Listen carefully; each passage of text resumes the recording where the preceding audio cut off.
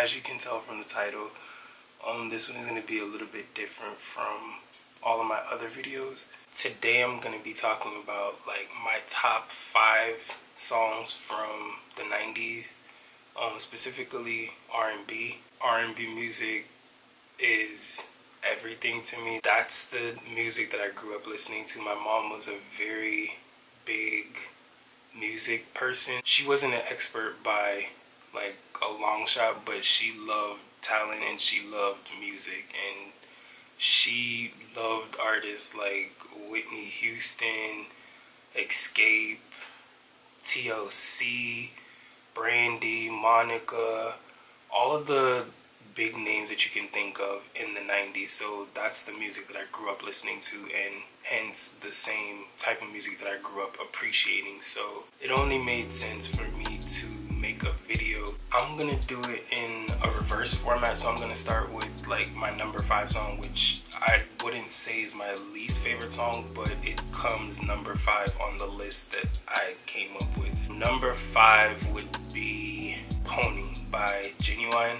That song, I don't know what made Genuine take that route to talk about what he was talking about, and I'm not going into detail. Adults would know what the song is talking about, but younger people wouldn't, so just use your imagination. But the fact that he used that analogy to basically get his point across and put it in a song, I feel like it's very creative and it's very catchy. Like the song itself, whenever it comes on, like you automatically get that feeling like, let me move to this. That has to be like one of my top 5. Like I love that song. And when William Singe redid it, like the first time I heard it again, I think it was on Pandora, and when William Singe redid the song, that just adds to my point. Like if a song is good enough to be remade, and when it's remade it has like an even bigger audience and it reaches even more people, that just points to the magnificence behind the original. Number 4 would have to be H-Town, Knockin' the Boots. The reason why I love this song is I feel like H-Town, Knockin' the Boots, like I don't know, that song is so unique. Like it has a different feel to it. It has like a 90s song, but it's still relevant now, and I feel like it's a song that everybody, like even grandma that go to church, love this song. That song is amazing. The beginning, it starts with like a bunch of vocal acrobats, and then throughout the song they're singing in like a regular tone, and then they go like way up there and then they go way down here. Like it seems like they were underrated in my opinion. Number 3 would have to be Lauryn Hill. It's kind of an even keel with Doo-Wop That Thing, and I wouldn't even say Lost Ones. Doo-Wop That Thing and X Factor. Those 2 songs. With R&B, like I feel like you're supposed to adapt the feeling of the singer. Like it's not just something that you're bopping to, because the genre itself, it says it itself, it's rhythm and blues. Blues, you get the feeling of the singer. Like when they sing their pain, you're supposed to feel that pain with them. If they broke up with somebody, you broke up with somebody too. So I feel like when Lauryn Hill sings Doo-Wop That Thing, although it's like a very upbeat R&B song, the message behind it, it still says like, all right, watch out for the people. Basically, watch out for the people that you keep around you.